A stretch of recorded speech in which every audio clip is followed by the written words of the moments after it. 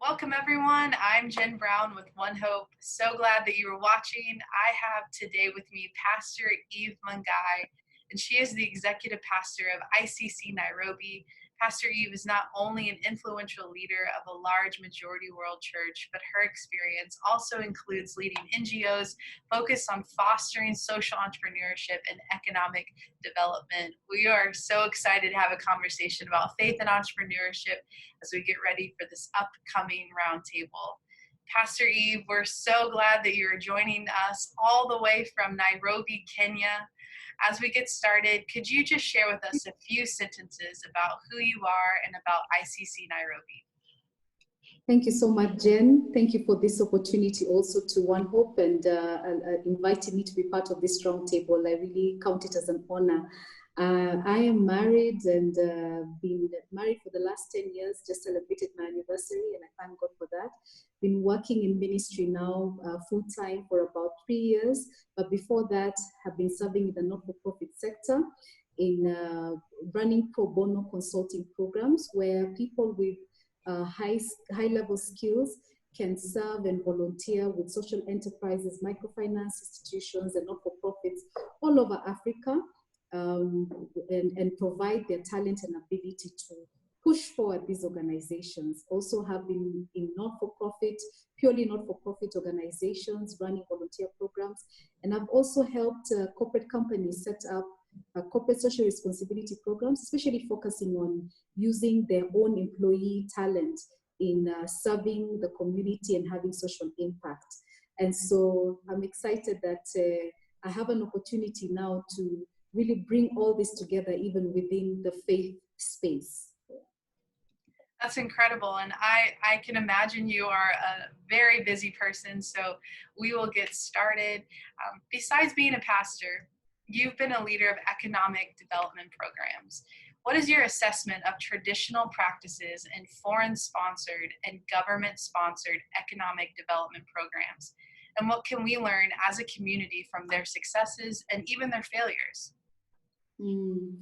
I think in terms of traditional foreign-sponsored government-sponsored programs, I would say that there is a place for such development assistance if it is used wisely. And the successes that I've seen is, where you need large-scale funds for big projects, for instance, infrastructure projects or like major health projects or projects that have like national impact, then it's very useful. And one of the successes of such is that with large-scale funding, the recipients of that funding often have to think through critically what, for instance, will be the outcomes. And therefore, you're forced to look at how you're going to monitor, how you're going to evaluate progress, how you're going to measure success, which sometimes doesn't happen very well with other forms of funding.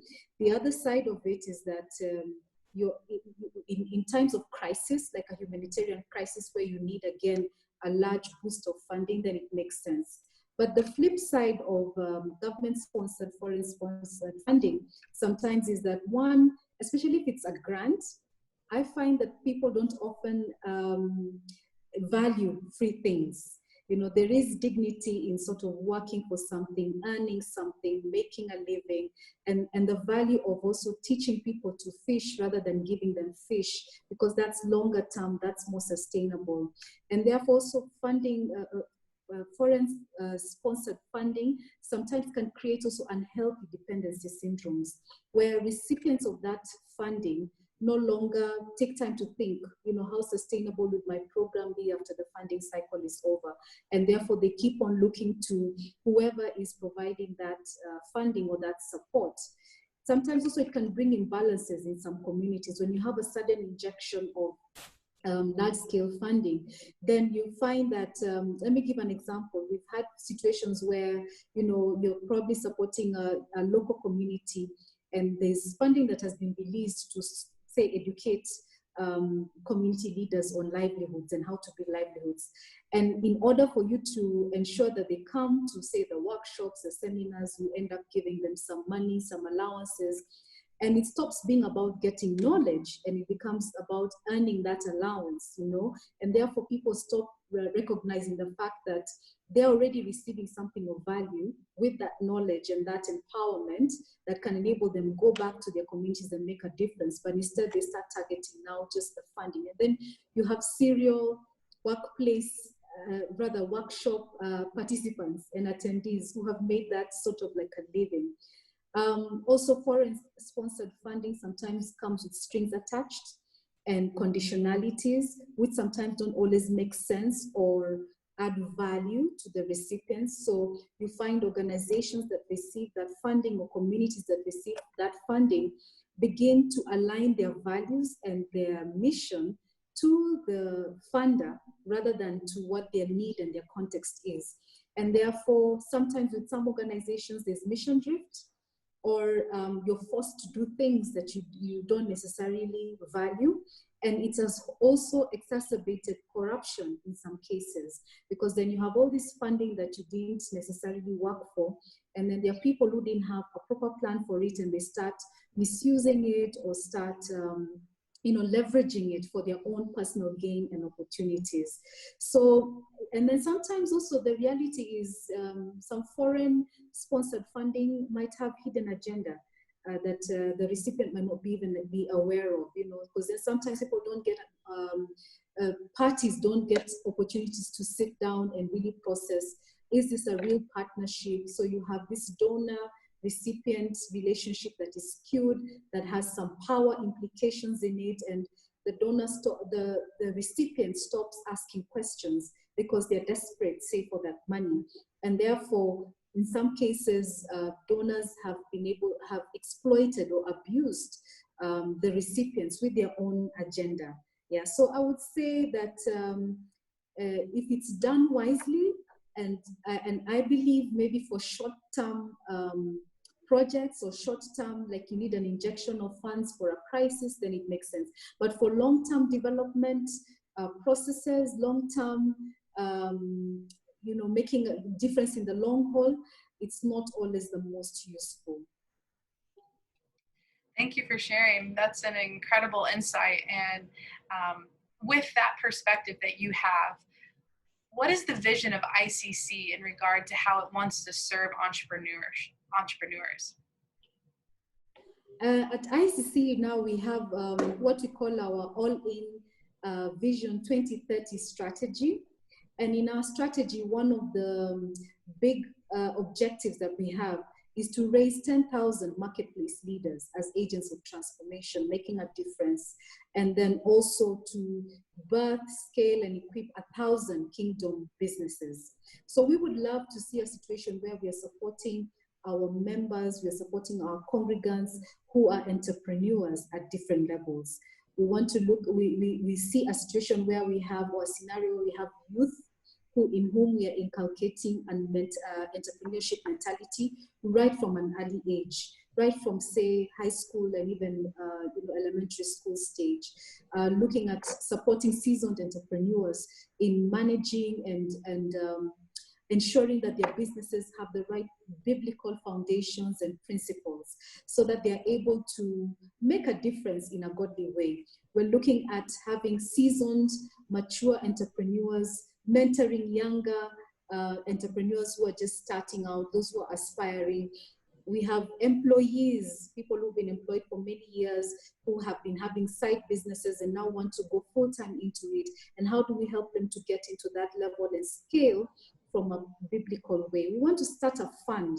We're calling it a mustard seed fund that can go into small businesses, especially for young people, and help them ideate, help them come up with their ideas, help them to set up their businesses, and in the long term, even perhaps get investors.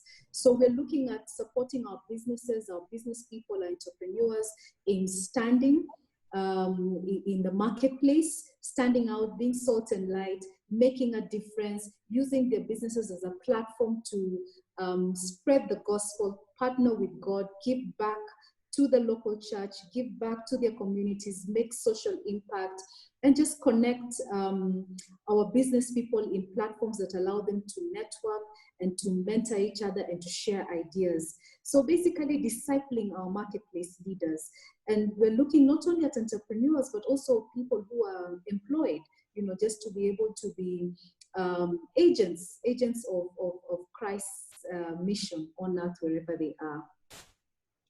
That's absolutely incredible. What an audacious goal of 10,000 marketplace leaders and 1,000 businesses started out of ICC. That's incredible. So in light of that goal, what types of programs has ICC explored or put in place to serve entrepreneurs and foster this culture of entrepreneurship within your church?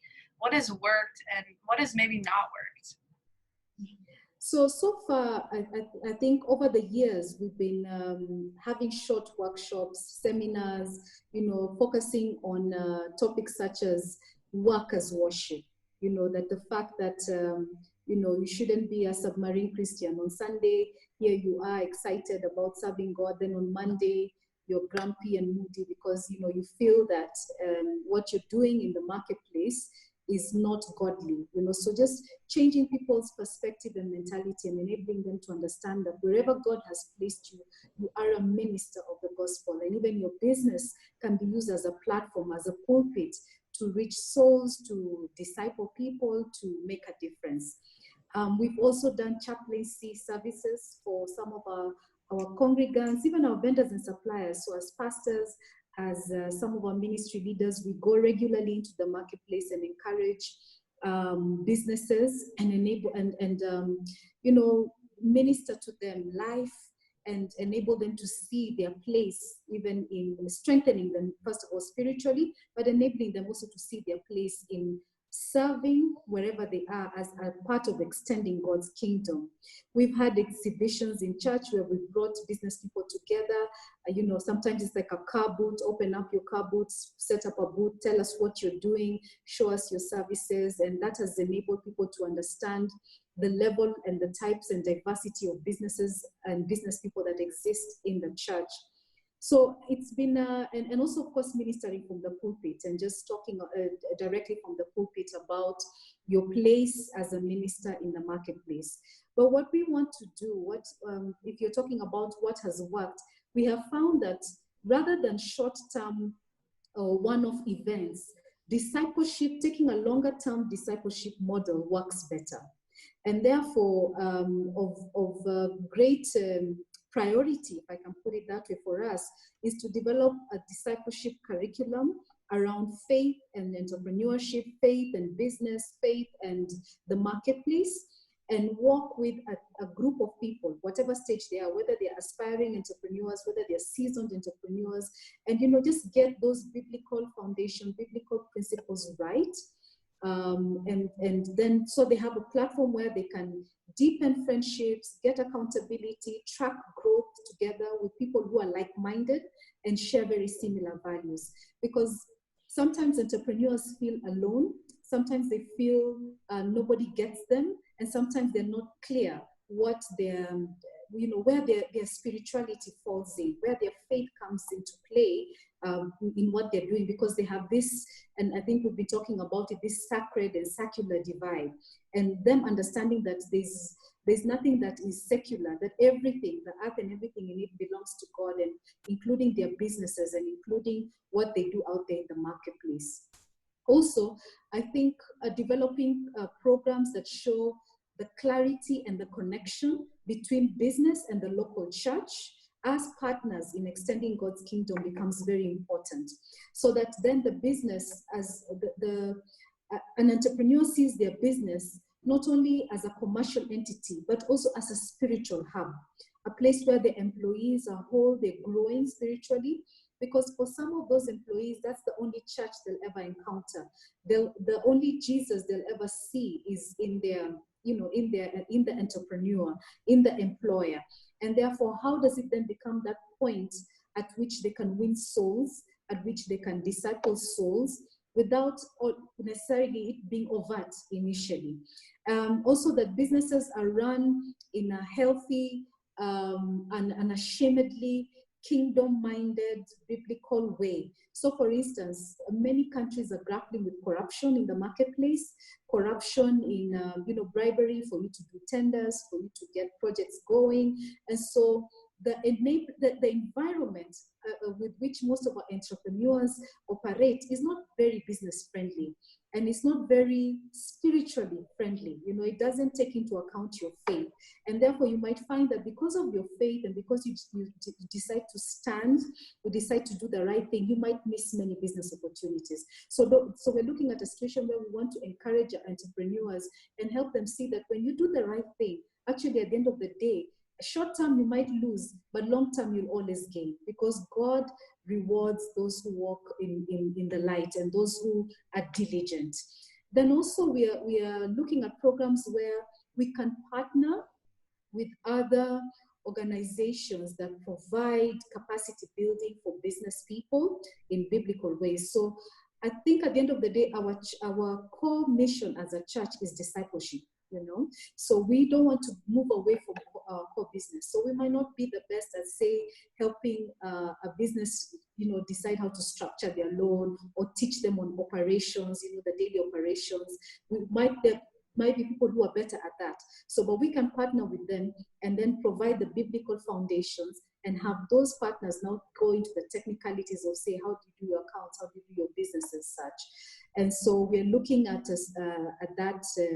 those kind of valuable partnerships with like-minded parachurch, but Christian values-based organizations that we can partner with.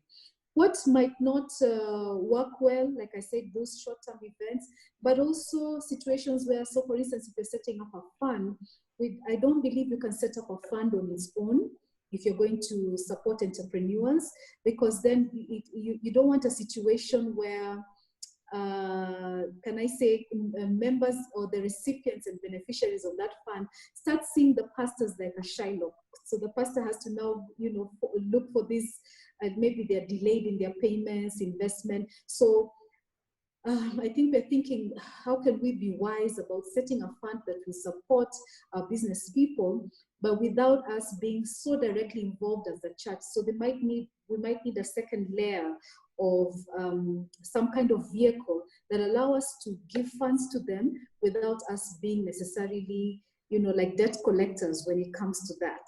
Yeah. So being wise about that, and seeing entrepreneurs seeing us as still providing ministry to them, that we are more concerned about their souls and about them as people than about the profits they're making, and that they perhaps need to pay us back if it's that kind of a financial model. That's incredible. Thank you so much for sharing your insight, your vision, and really the practical ways that ICC is equipping and supporting entrepreneurs all across Kenya. That wraps up our time together today. Thank you once again, Pastor Eve, for joining us. We look forward to connecting with you and others during the upcoming roundtable. We will see you then. Thanks for joining.